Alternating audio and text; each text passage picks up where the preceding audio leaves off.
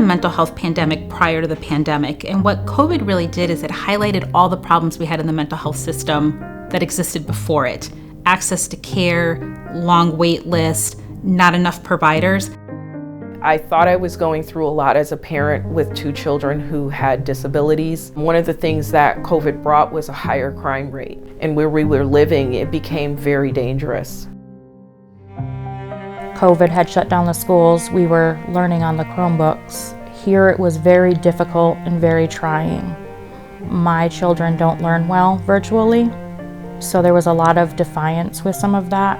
In order for me to feel like I successfully was taking part in helping my daughter be okay during COVID, I ended up having to quit my job. Everyone was presented with a situation that they had to cope with and deal with that was totally unpredictable to them in the first place. So truly, it heightened the level of mental health needs. It was a little hard for me to be on the computer. It was hard for me to focus because I'm a visual learner. It was tough because I didn't get to see a lot of people, and friendships grew apart, which was really what kept me stable. Me being alone was not so good because I was trapped with my own thoughts, declining really rapidly. So I decided that maybe it'd be the best option for me to go get help.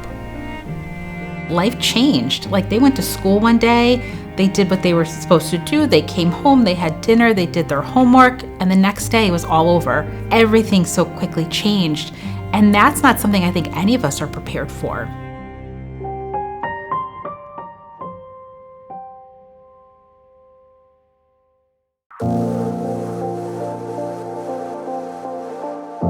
I like to call a mental health plan really a prevention and coping plan, and it really is an action plan. So if we develop ideas ahead of time, before we're in a stressful situation, when things are relatively calm, and have an idea about what can we do when stressful things do occur, it makes it much easier to be able to deal with those stressful things.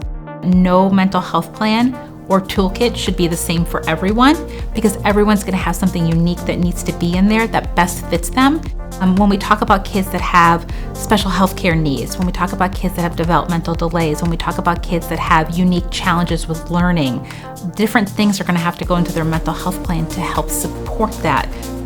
One thing that was very big for us, we had to make sure she had support system for her mental health. So we had a therapist for her that she would speak to. Another thing that was very important for us was to find other things that we can do throughout the day which would de-stress her, but also make her feel like she was supported, understood, and I cared enough. Movies, family time, and lots of cuddles. They feel supported, you're cared, you're here, you're spending time with me, now I'm calm. We made sure that we engaged in the things that really drove the children. He'll build his Legos. He likes to learn different things about chemistry.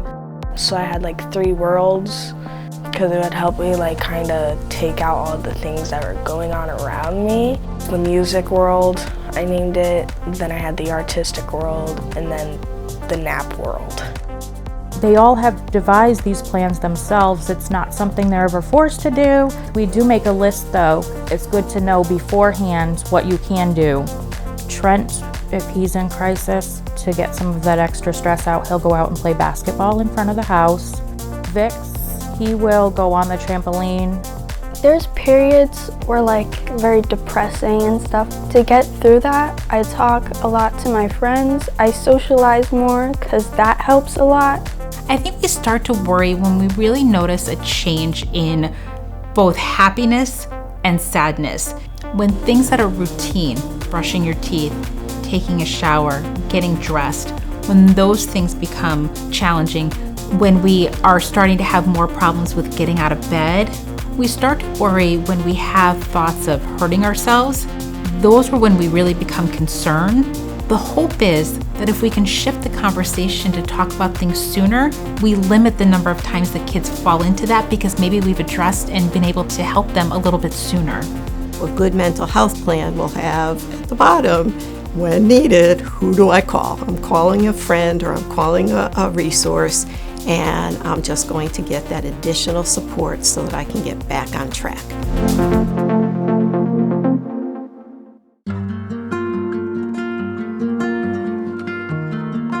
Everyone has a mental health. Everyone has one, and we have to take care of it, and we have to talk about it in order to take care of it. And so I think if there's anything good that comes out of COVID is that there's new programs in places, there's more attention to it, and that we can finally talk about emotional health in a way that we couldn't before. Because of the COVID situation, I was able to leverage the network that my children had. Their providers were able to introduce what's called a family session, where we're talking about what are the nuances that are going on in the home.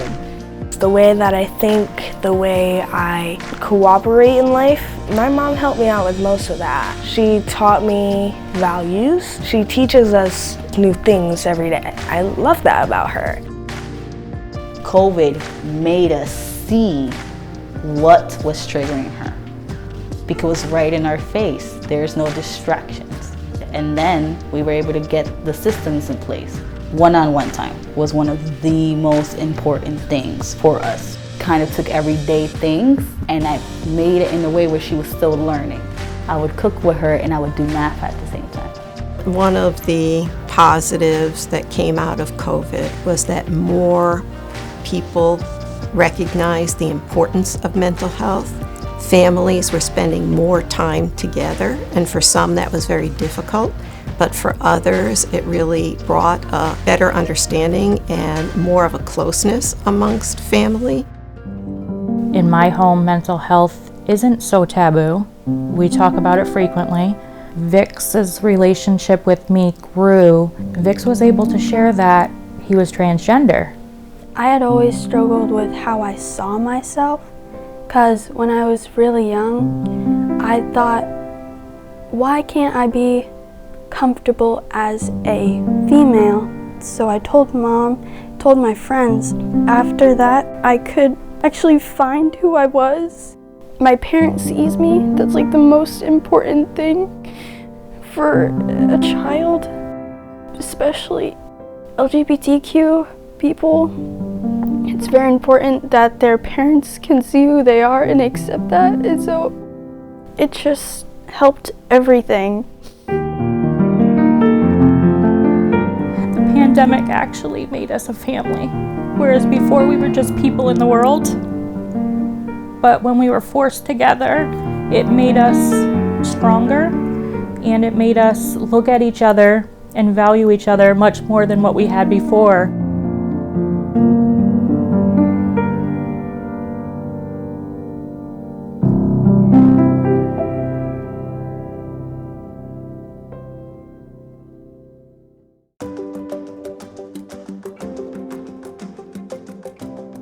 A healthy family is not a problem-free family, but a family that can be resilient. And resilience is really the ability to adapt, to be flexible, to use the resources that you have. So a healthy family puts in place mechanisms for making your own family strong. If we have knee pain, if we have headache, we take care of that. It doesn't matter how many days it's lasting or things like that. We do things to help it. And I think when we start to feel like we're feeling down, we're feeling worried, that it's okay to take care of it right then and there, to do the things that are in your mental health plan, to take care of yourself. So now I am very proud to say she's doing amazing in school. Her grades have gone up. She can read now. She could do her homework on her own. She loves going to school. She's starting chorus this year because she built that confidence in herself. To see my son pause before he would get upset, to see my daughter be willing to challenge me, to see that level of comfort come up, to want to communicate and to want to be their own person is really great and is really amazing. I want that for any kid in the world. I want that for any parent. I always tell my kids there's a silver lining in anything, you just have to learn where it's at and how to find it. So we kind of pick through our struggles and find the silver linings even through the struggle. Me personally, I want to better myself and become the best person I can be. So I want to work on that as much as possible. It's okay to talk to people. It'll make you feel better. It'll release a lot of stress. You don't have to fit into a box to be yourself. Everyone's different and we all have different experiences, so just go off your experience and like figure out what fits you, and then you can actually be yourself.